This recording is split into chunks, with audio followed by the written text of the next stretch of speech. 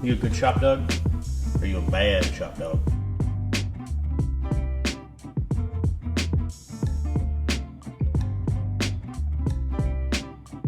Trying to remember what else I need to grab from the shop, guys. Gloves, hardware kit, bracketry, backpack. I think that's it.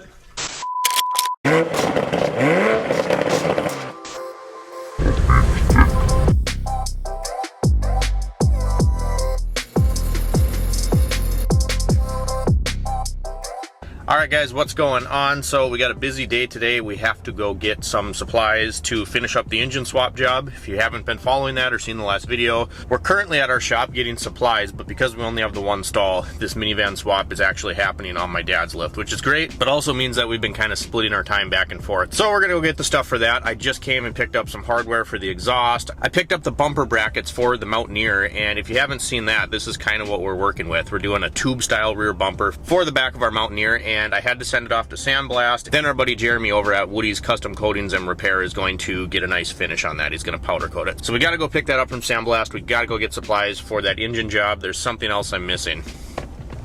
It's been a really busy last couple weeks with customer cars. Last week working on this engine swap. This weekend we were fortunate enough to get to go to the last Cars and Coffee of the season. So we ran into Lucian there. Look what the cat drug in. It's me.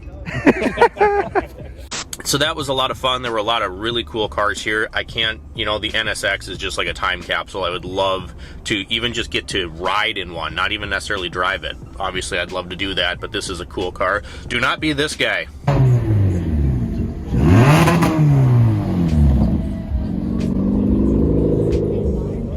Saw a first gen Neon that was completely SRT swap. That was really fun. Cars and Coffee, it's one of those things, you guys, the season goes by and you get so busy, you know, in the shop or doing whatever else that it's like, man, this is the last one already. So, but yeah, really cool event. Gonna be a busy day. I'll probably catch back up with you when we get over to Jeremy's shop.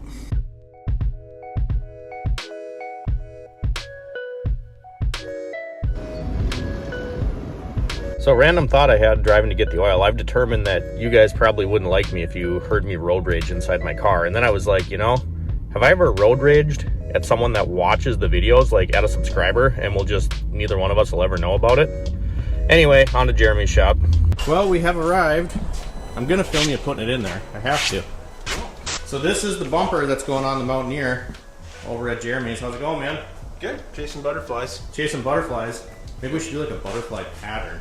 Do you have any samples of that color? You can show them what's going on there. I'm excited. This thing's going to be sweet. If anybody rear ends me after this, they'll be sorry. Kick it out in the sun. See if it'll... Oh yeah, it'll focus. Where do you get these little cars, man? I used to be able to find them. Ouch! Buy them from. God damn it. Midgets work here?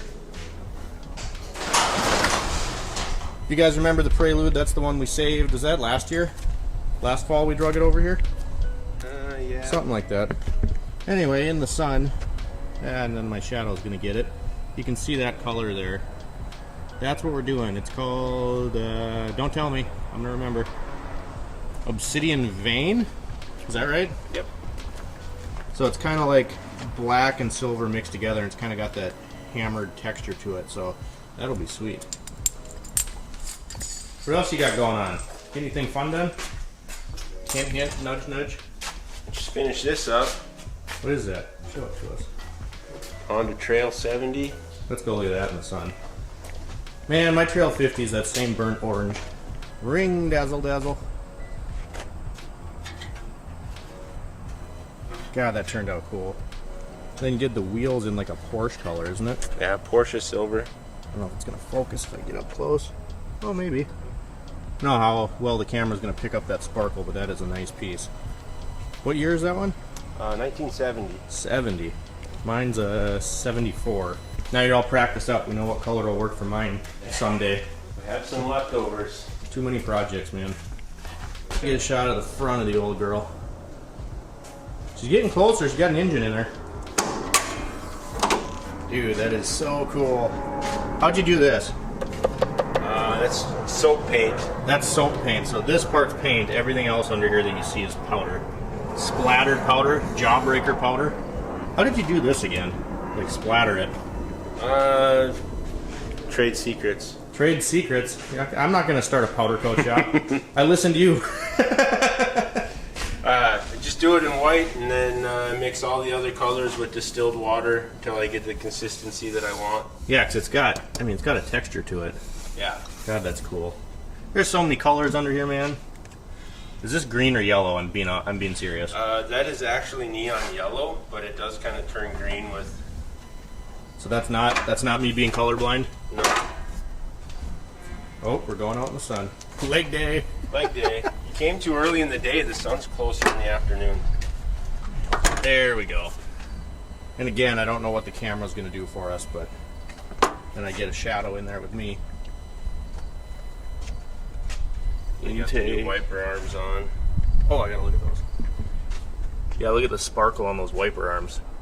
So is that just a flake, or is that in the color? It's in the color. That's called City Light, or Rainbow's End, that one is. Rainbow End. Oh, I remember the City Lights, though. Is there anything... This is City Lights, isn't it? No, this is all Rainbow's End. Oh. City Light has a bigger metallic flake than Rainbow's End. That's super cool. We're ripping her next year. Next year. All right, so we're gonna get this thing in the oven first, right, to outgas. Yeah. And then once, if you can see right here, there's a little bit of oil coming out from where we put our sleeves through so that there's not just big gaping holes all over this. So it's got to outgas, he's gonna stick it in the oven, pull it back out, coat it, then it'll be ready for the Mountaineer. All right, man, well I got a minivan I gotta finish up, so appreciate it. Yeah, good luck with that. Oh yeah, lots of fun. All right, so we got the bumper dropped off. You can listen to the humming of the Duratrax. We're gonna go home, get cracking on the van. Sammy girl. It's a good girl. You a good shop dog? Or are you a bad shop dog? Let's see. Grr. Grr. Oh, you don't like that. Good girl. All right, so now that we got the bumper dropped off for powder coat for the Mountaineer, I said we were gonna come work on the van, and this is about 4 hours later, and we came and we kinda did. So the plan today was to get this thing buttoned up and running so that we could run the break-in oil through it, take it for a test drive, do all that good stuff. But I'm gonna show you a couple tools here that you probably never wanna see. We got stuff all over the place right now, but what are those? Is that a set of easy outs? Sure is. What are those? Are those drill bits? So what broke? Well, that's funny you ask. I'm going to show you. First of all, I should say that this is what victory looks like, but what is that with that big weighted washer there? That is the crank bolt.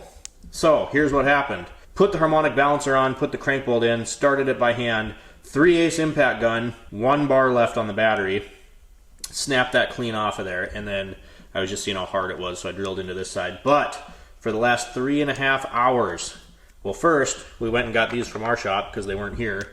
Then we took our time, made sure we were kind of centered, got a hole drilled in the rest of this crank bolt. Now mind you, this is in the crank, so you really don't want to screw this up. And then heat, turn it a little, heat, turn it a little, was able to get that out. Now this is relatively small for a crank pulley bolt, but that should never break. And it's not like we had a whole bunch of torque on there. I was just snugging it up so that I could turn the crank and put our torque converter bolts back in.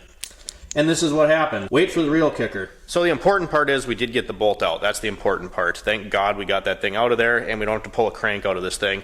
But then I had to call the dealership because O'Reilly's does not sell a crank bolt for this. And that's where we got the remap motor from, stuff like that. So I couldn't get a crank bolt from O'Reilly's. Went to the dealership. My brother-in-law still works there. I know a bunch of the guys there because it's the same dealer group that I used to work for with Toyota.